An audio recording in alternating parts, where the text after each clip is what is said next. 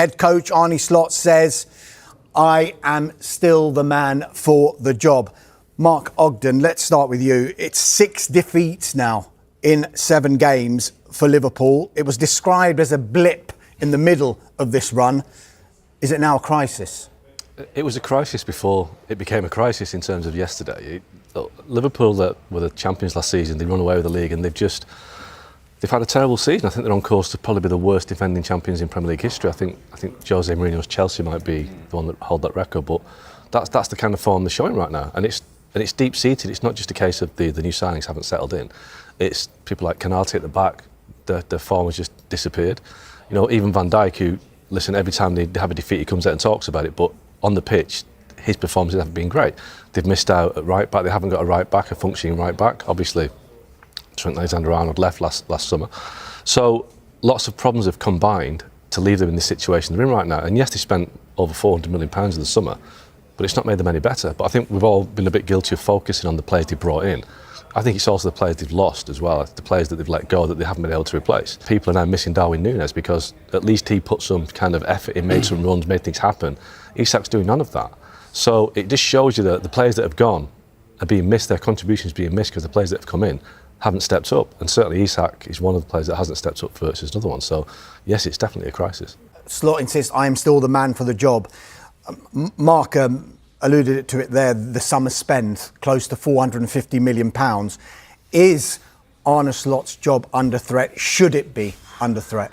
It has to be eventually, doesn't it? I mean, we talk about crisis. I mean, I've been thinking for quite some time that they're in crisis, actually. I think, you know, I think a lot of people have been almost in denial about it. I think the situation is pretty dire.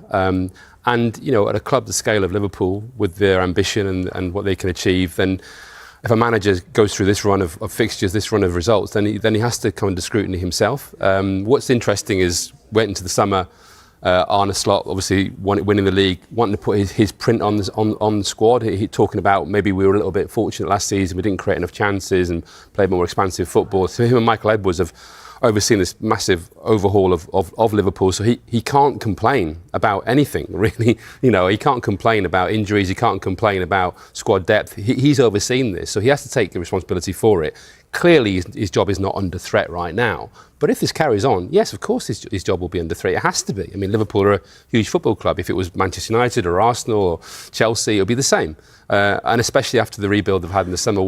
As I say, you know, if this had happened last year, you could say Arne Slot hadn't had a chance. You know, he inherited a squad. He hasn't bought any players. You know, nothing's happened. Nothing's changed. We'd have a lot of sympathy for him.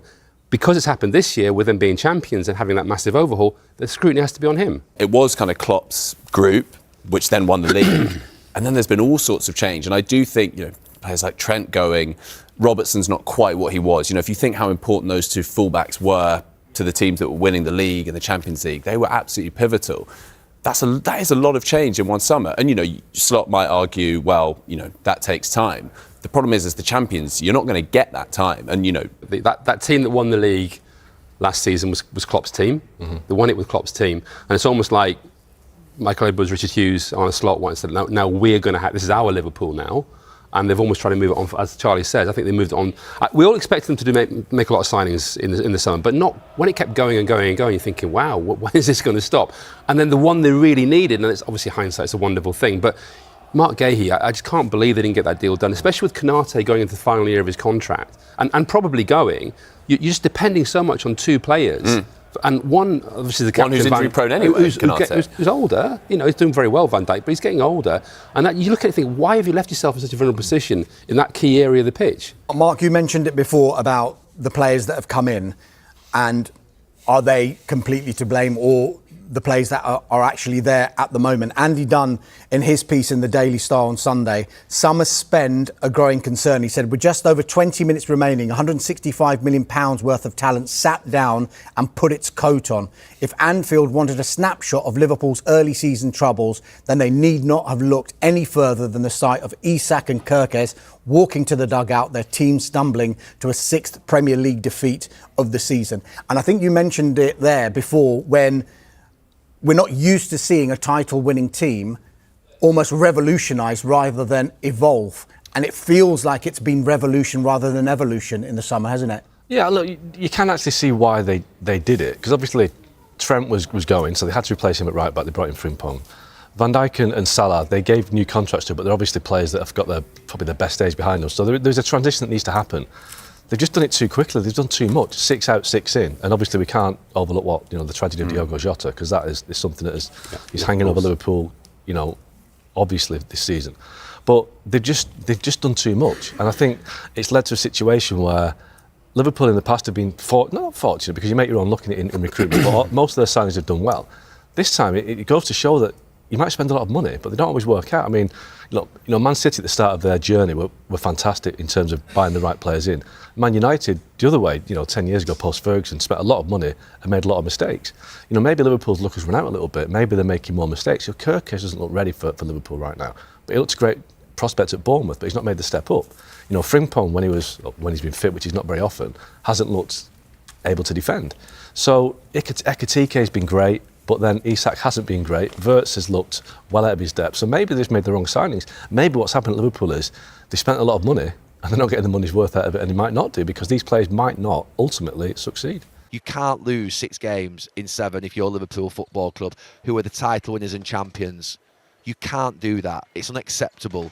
Let's be clear about that. So we can't just sit here now and say, okay, they've got credit in the bank, they'll come good. There's a real... I'm not going to use the word crisis, because crisis suggests that we're talking about managers and players being thrown out of the club. But I'm not at that stage by any stretch of the imagination. But as a collective, I think the manager has to change the style or the system, and he has to help them. And that to me means being more solid in midfield.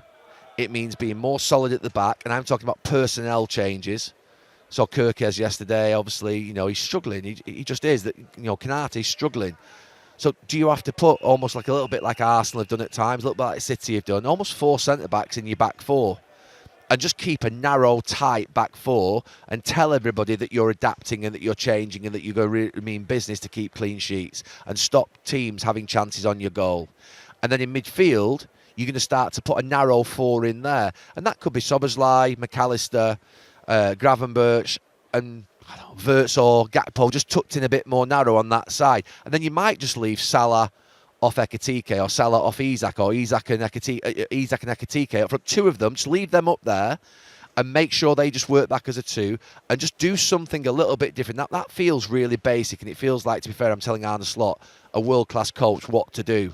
But I've seen world-class coaches that I played for and world-class managers drop their ego on how we're going to play, style of play, forget the fact that we're a great side and we're a great club. You're not, at this moment in time, a great side and a great club. You're actually, to be fair, easily beatable. So you have to do something different. You have to basically take everybody really seriously, like you always would do, but you take them really seriously and pay them some respect by making sure you change and do something different. So I called on that a few weeks ago, and I said I thought that maybe Joe Gomez should play right back, and Robertson should come in at left back, and they should just play as a narrow back 4 and be a little bit more pragmatic. And then each individual player, that's the collective. Something has to change in the collective in terms of how they're going to play. In the individual side of it, you've got to strip yourself right back. Think of it as to the foundations of your house and rebuild your house. That's looking at everything that you're doing, everything that you do, whether that's sleep, whether it's stretching, whether it's eating, whether it's the minutiae of detail. Just do everything better than you're currently doing. And tell yourself that when you go into that tunnel, no one has worked harder than me, no one has prepared better than me at any point in my life in this last week. Now that means mentally, that means physically, that means, maybe a little bit less time spending with the kids that week. Maybe you're going to bed a bit earlier. All those things that you might have doubts about what this sort of physical sort of lag is being caused. And look, I'm calling upon points in my career where I didn't sort of play well, and I thought, right, what do I need to do? I need to strip myself back. I need to really go back to the basics of how I made it as a football player when I was a kid. And really go back to the point of, right, I've got to prove myself all over again. Because I'm nothing currently. I'm nothing. The credits and the sort of ability that I've got and all the things that are going to be gone very quickly if I carry on playing for this football club at this level, because you'll be gone. Huge day for Forest, and another poor one for Liverpool. Those stats actually flatter Liverpool, because I think overall Forest certainly took their chances a lot better than Liverpool did in the final third as they get their first win out of the relegation zone. Then for Sean Dyche's side, just taking a look then, Liverpool are 11th in the table, sitting on 18 points. Everton, for example, with a win tomorrow against United, will go level on points with Arne Slot's side. We have got quite the former Liverpool contingent with us. Don Hutchinson joins us from Spain. Steve McManaman is here. Have a night off, Marker. You're on your holidays. Craig Burley scored an own goal at Anfield as well. But first, let's start off. Scored at the Cop End. Yeah, I know. Yeah, and an own goal. Stevie, what the heck was that? Well, amongst all the problems they have, there is one place that they undoubtedly have to start and fix, and that is the back four. Because you see what Liverpool did in the first 30 minutes. Forest never got out, and then they get out once, end up scoring controversial goals, some would say. All right, I would say. But from that point, Liverpool's mentality just crumbled. 2 minutes later, Jesus had another one. That should have been a goal. Yep. And then from there, it could have been 4 or 5 by the end of the game. And so you cannot lose 3 goals at home and beat anybody. Listen, 2 weeks ago, Forest were relegation fodder. Yeah. And they've just beaten Liverpool at Anfield. Does that say more about Forest, or does that say more about Liverpool? But in terms of Liverpool, he has to get them on a training field and start doing drills. But Stevie, boring drills. This isn't new. They keep losing games, and he's doing nothing. Do you know what he about said it? after the game? He said after the game, well, I'd be more worried if we were not creating chances. Well, they only created some chances in the first 20 minutes. Yeah. Didn't really create a lot after that. I could have played up front. covering. The amount of touches he's had. Igor Jesus did the covering. bit. Huh? All he's doing is trying to cover. He's trying to cover for some of his players. The fact that they did, for half an hour, create some chances. They could have been ahead, but they weren't. But at the end of the day, that's not what matters. What matters is you actually have to score goals. Yeah. And when you can't, you have to keep a tight ship at the back. And if you do that, there will be days where you struggle going forward, but you win 1-0. That's what good teams do. But right now, they can't keep a clean sheet. And if you're a forward, if you're in the midfield, you know, I was talking yesterday about Barcelona's midfield, how important the outcome of games is because of what the midfield do, because the back four are so high, so vulnerable. Well, it's kind of the same thing with Liverpool. The middle three, if they don't protect the back four, then we've seen all season what's going to happen. Unless and he can't really make personnel changes, so he has to get on the field and he has to drill them and bowl them to death until they get it right. Because that's the only way to do it. They've had one good week recently. That was Real Madrid, Aston Villa, yeah, and Real Madrid, right? And then off the back of that, they got walloped by Man City, and they've just been walloped by Nottingham Forest. Could have been 4, might even have been 5 by Forest. That tells you that little 4 or 5 day window that they had was just a blip. It was an anomaly. He hasn't got the answers. Yeah. He can't find the answers. He was asked multiple questions after the game, which I know he's not going to come out and spill the beans. But he's who's his best striker? Is it Isak? Is it just fitness with Isak? Or is it Ekitike, who's been the liveliest player for the most part, who was on the bench again? You know, who's the best? You know, even Van Dijk, if you watch Van Dijk at times during this game, he's walking around the second half shaking his head. He's part of the blame. It's not everybody else. He's part of it. You watch him for Holland against Poland in Warsaw a week or so ago. He wasn't great then either. So, you know, there's when you're, that's before we get to Mo Salah, who's not had a great start to the season, obviously. So when your star players are struggling, Konate, Van Dijk and others, then how do you expect the less experienced ones, like Kerkez and others, and obviously Szoboszlai's playing right back. So, but even at that, I'm surprised by today's performance. Yeah. I thought that they'd been, even though they've been struggling, I still thought there'd been more about Liverpool. It's almost akin to what we saw, not from a footballing perspective, but when we saw Eric Ten Hag's Man United lose a goal. Do you remember? They used to just crumble. And they're not quite there, Liverpool, but they're on the ropes.